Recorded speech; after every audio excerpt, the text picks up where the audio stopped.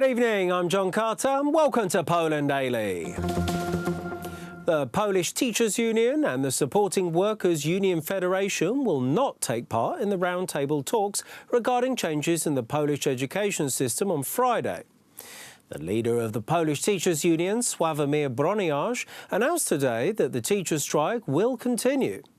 Moreover, the strike committee called for the directors of schools to gather their respective school boards and conclude the end-of-year grading of the students graduating from high schools and technical high schools, which is imperative for them to finish their mandatory education.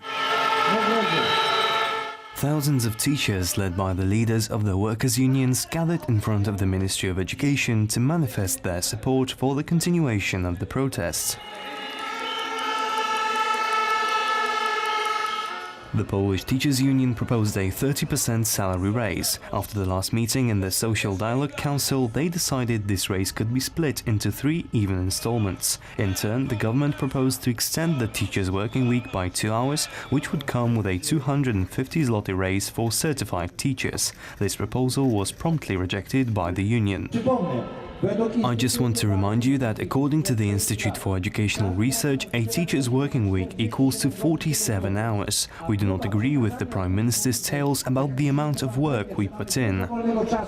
The unionists blame the government for the failure of being able to reach an agreement.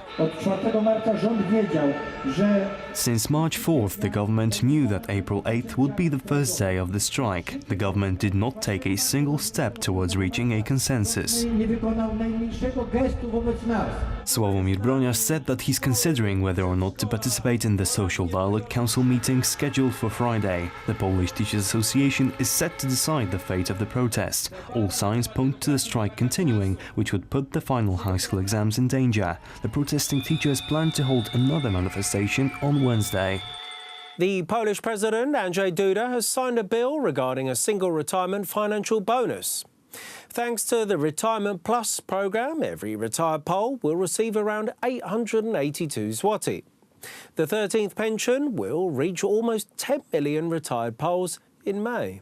Jednorazowe świadczenie skierowane do prawie 10. It's a single financial bonus for almost 10 million Poles, for people who too often need to count every penny until the next month comes and are not in the best financial situation.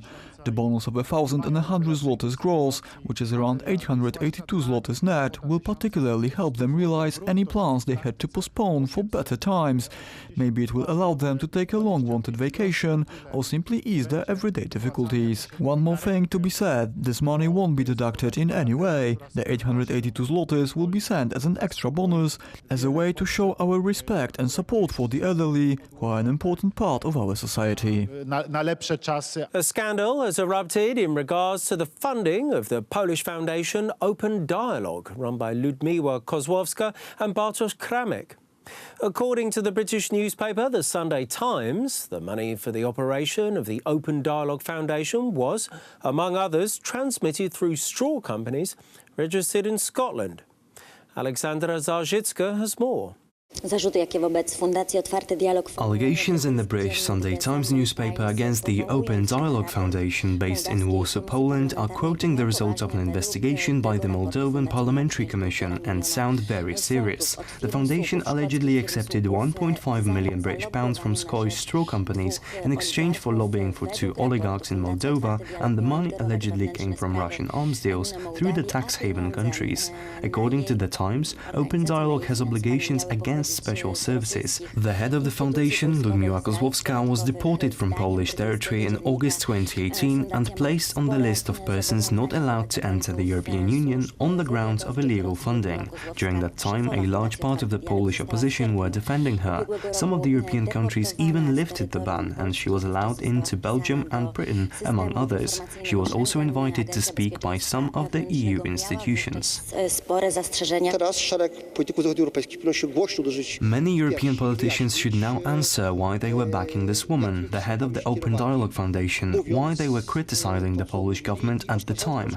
Now we are finding out that the Polish National Security correctly assessed the role of that foundation.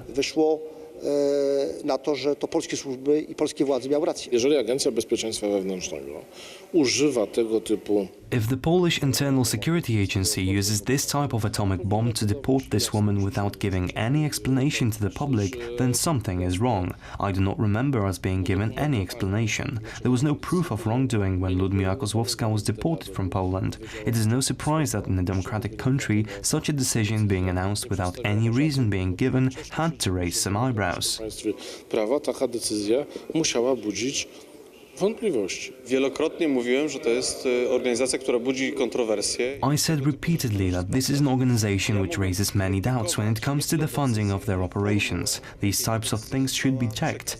I did not criticize the decision, but the way it was announced to the public. Uzasadnione podejrzenia, że może dojść do pewnych nieprawidłowości. Bartosz Kramek, szef Rady Fundacji Otwarty Dialog. Bartosz Kramek, the chairman of the board of the Open Dialogue Foundation and privately the husband of Ludmiła Kozłowska, published instructions in 2017 on how to overthrow the Polish government.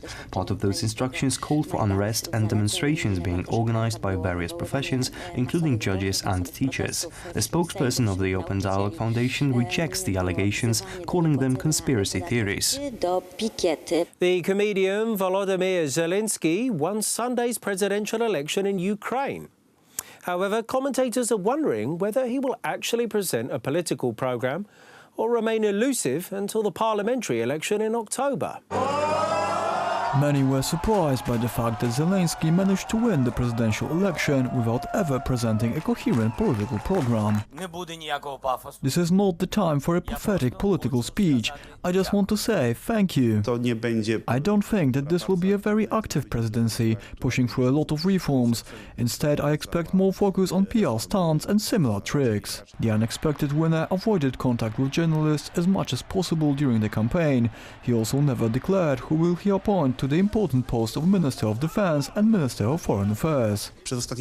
During Petro Poroshenko's 5 years in power, it could be said that Ukraine was dominated by the spirit found in the province of Galicia. It means that we had a nationalist Ukraine, focusing heavily on strengthening the position of the Ukrainian language and anchoring itself in the tradition of the Ukrainian Insurgent Army, the nationalist military underground organization active during the Second World War. Zelensky is a very different politician. President-elect Zelensky, since he won't assume office until the beginning of June, has stressed a number of times in recent weeks that he won't change Ukraine's pro-EU and pro-NATO stance. Zelensky has already been the president of Ukraine for a couple of years, however only in the TV series Servant of the Nation. The storyline is based on a teacher who unexpectedly becomes president after a rant of his against corruption goes viral. During his campaign, Zelensky strongly played on the anti-corruption card and the high degree of distrust the Ukrainian public has for its political class. Experts argue that Zelensky won't reveal his cards before the parliamentary elections in late October and will try to continue riding the wave of disgust for Ukrainian lawmakers, which made it possible for him to be elected president.